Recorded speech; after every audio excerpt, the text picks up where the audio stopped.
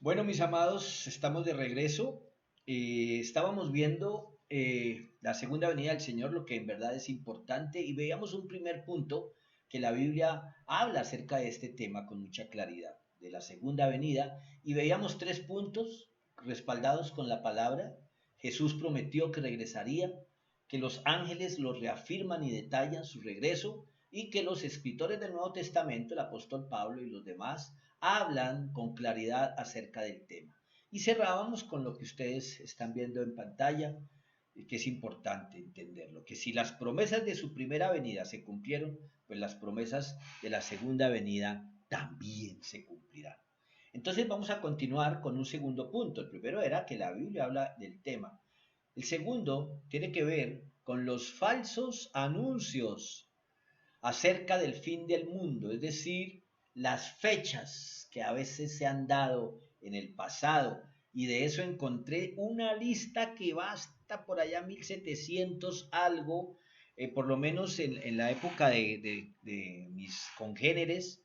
Es decir, yo nací en el 54 y recuerdo que había un libro inclusive que en 1969 se acabaría el mundo. Después hubo otro en 1986, el fin del mundo anunciado por una doctrina. Después, recuerdo muy bien, 1999 era el fin del mundo porque todo iba a colapsar, porque llegaba el siglo XXI. Y recientemente, y por una campaña publicitaria, diría yo, alrededor del calendario maya y otras cosas, pues 2012, ¿no?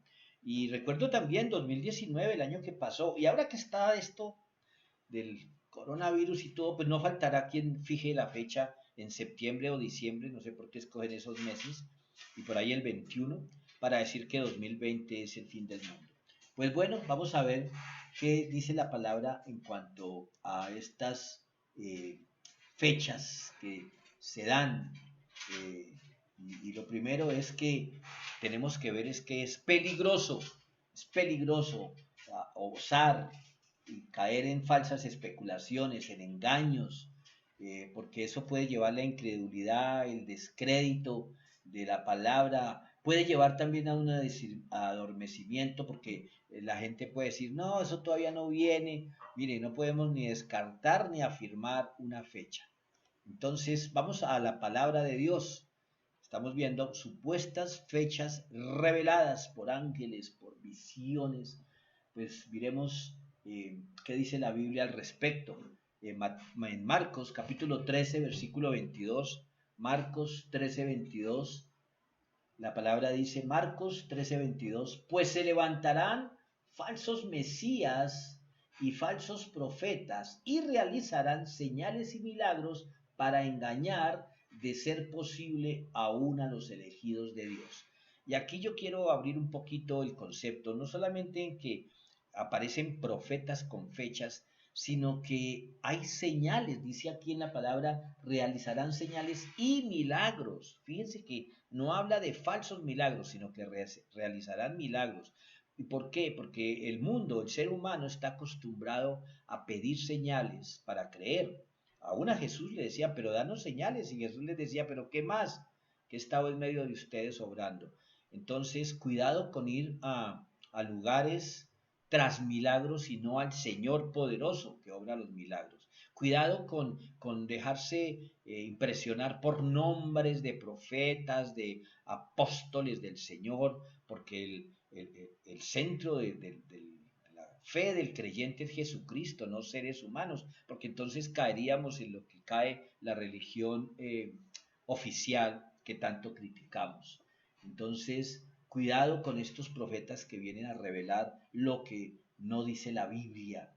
Entender siempre las profecías, siempre, siempre deben llamar al arrepentimiento y a mostrar la misericordia de Dios y no a declarar tragedias y dolor y llenar de temor a la gente.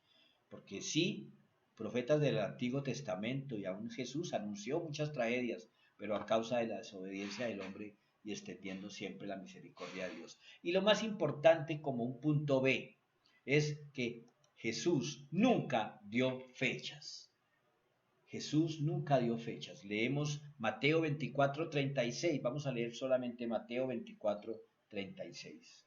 Sin embargo, nadie sabe el día ni la hora en que sucederán estas cosas, ni siquiera los ángeles en el cielo, ni el propio Hijo, solo el Padre lo sabe.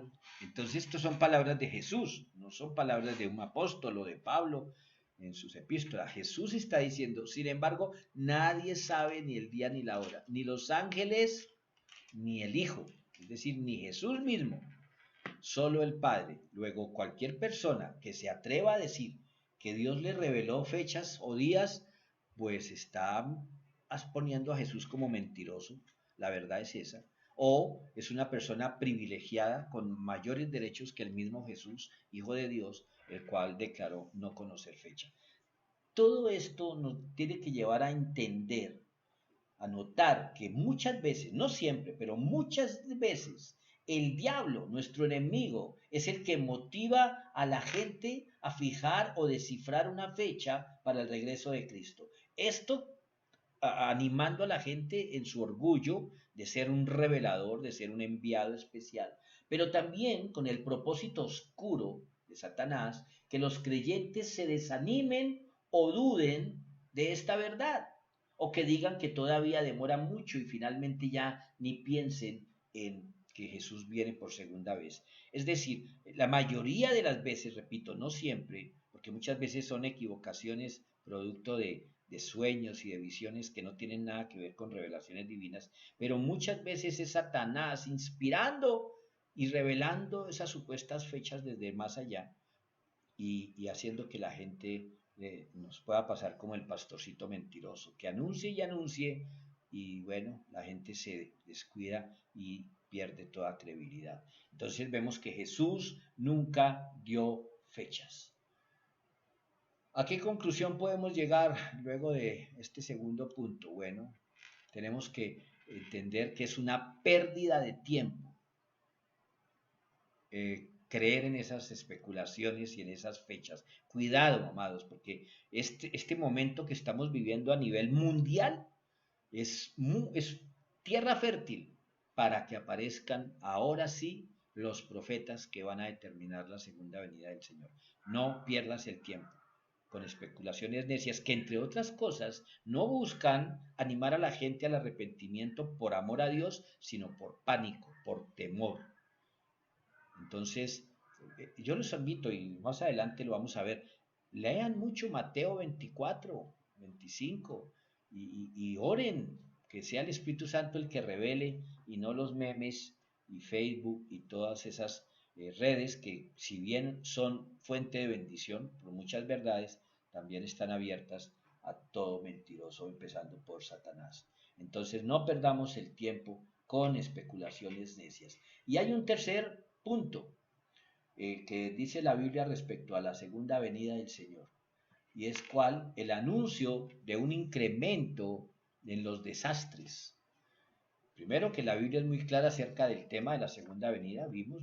Segundo, que los falsos anuncios de fechas. Pero tercero, el anuncio de un incremento de desastres y eventos globales que tiene que ver, pero no es igual al punto anterior, porque el punto anterior hablaba de fechas.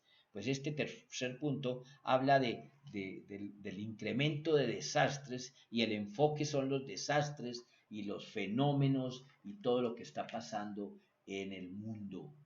Entonces, tenemos que mirar que las calamidades sí están profetizadas, las pestilencias, las pandemias sí están profetizadas, los fenómenos cósmicos, los trastornos económicos, el caos social, la religiosidad, el amor de muchos se va a enfriar, políticos con sed de poder. Todo eso lo podemos leer en el capítulo 24 de Mateo, como les decía, pero vamos a ver citas específicas en cuanto a esto. Lucas, capítulo 21, versículo 28. Lucas 21, 28. Damos unos segundos mientras ustedes lo ubican. Lucas 21, 28. Por lo tanto, cuando todas estas cosas comiencen a suceder, pónganse de pie y levanten la mirada, porque la salvación está cerca. Entonces, ¿de qué habla? Que sí, si vienen las señales, no es para agacharnos ni para meternos debajo de la cama. Esa expresión pónganse en pie es que nos levantamos con la fe, con el ánimo y el gozo de que el Señor está por venir. Pero miremos otra cita que está ahí de continuo en lo que estábamos leyendo hace un momento, Primera de Tesalonicenses, capítulo 5, versículos 2 y 4. Primera de Tesalonicenses, capítulo 5, versículos 2 al 4. Pues ustedes saben muy bien que el día del regreso del Señor llegará inesperadamente como un ladrón en la noche, cuando la gente esté diciendo, todo es, todo está tranquilo y seguro, entonces le caerá encima la catástrofe tan repentinamente como le vienen los dolores de parto a una mujer embarazada y no habrá escapatoria posible. Pero ustedes, amados hermanos, no están a oscuras acerca de estos temas y no serán sorprendidos cuando el día del Señor venga como un ladrón. No serán sorprendidos. Es increíble cómo la palabra aquí nos advierte claramente. Mire, no sabemos cuán intensos llegarán a ser todos estos eventos antes de la venida del Señor. No sabemos.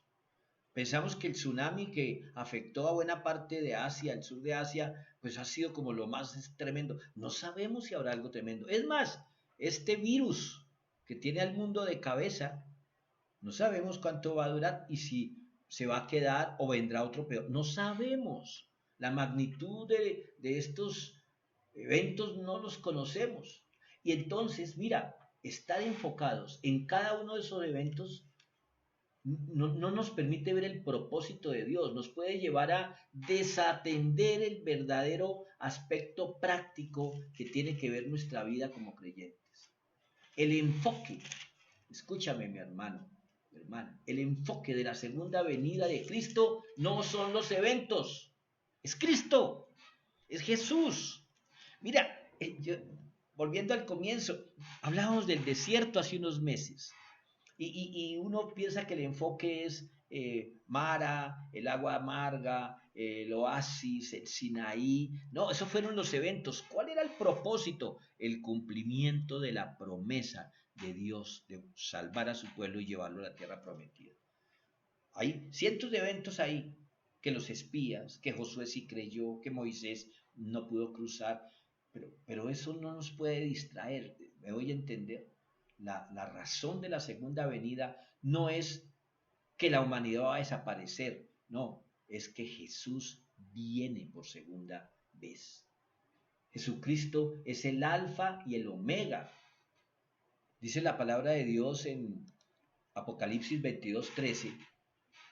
Yo soy el alfa y el omega, el primero y el último, el principio y el fin. Jesús es la fuente de todo lo creado, dice la palabra del Señor. Juan capítulo 1, versículo 3. Juan 1, versículo 3. Dios creó todas las cosas por medio de Él y nadie fue creado sin Él. Jesús es la fuente de todo lo creado, está claro ahí. Dios creó todo con Él, por Él y para Él. ¿Para quién? Para Jesús. Es que el centro de toda esta historia es Jesús, no es el pueblo de Dios ni la iglesia de Dios. Eso es valioso para el Señor, pero el centro de todo es Jesús. Lo cantamos, ¿no? El centro de mi vida, sé Jesús o es Jesús.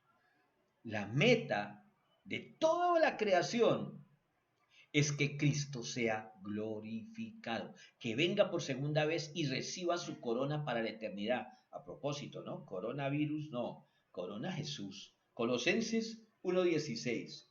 Colosenses capítulo 1, versículo 16. Porque por medio de Él Dios creó todo lo que existe en los lugares celestiales y en la tierra. Hizo las cosas que podemos ver y las que no podemos ver, tales como tronos, reinos, gobernantes y autoridades del mundo invisible. Todo fue creado por medio de Él y para Él. Claro, necesitará explicación. ¿Me repites, amor, por favor, la última frase? Todo fue creado, por medio de Él y para Él. todo, incluyéndolo a su merced y a mí. Todo lo que conocemos, las grandes ciudades, los hermosos paisajes de nuestro país y de muchas partes, el cielo, la tierra, hablo del cielo firmamento, el mar hermoso, todo fue creado Por por medio. medio de Él y para Él. Luego, ay Señor, hace 8 días nos llevabas a Hebreos donde decía, puesto los ojos en Jesús, el centro de todo. Entonces, la segunda venida, sí, sí, claro, van a haber catástrofes, pero eso son las señales. La meta es glorificar a Cristo cuando Él venga por segunda vez y Satanás sea enviado a donde tiene que estar por la eternidad y ya todo termine ahí. Los detalles de los eventos que anteceden a la venida del Señor son secundarios, pierden todo protagonismo, el centro de todo es Jesús. Por favor, medita en eso.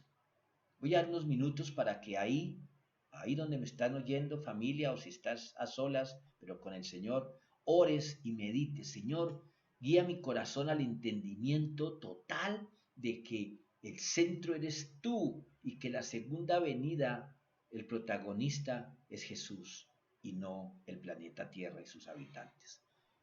Ya volvemos en un momento, tengamos un tiempo de oración.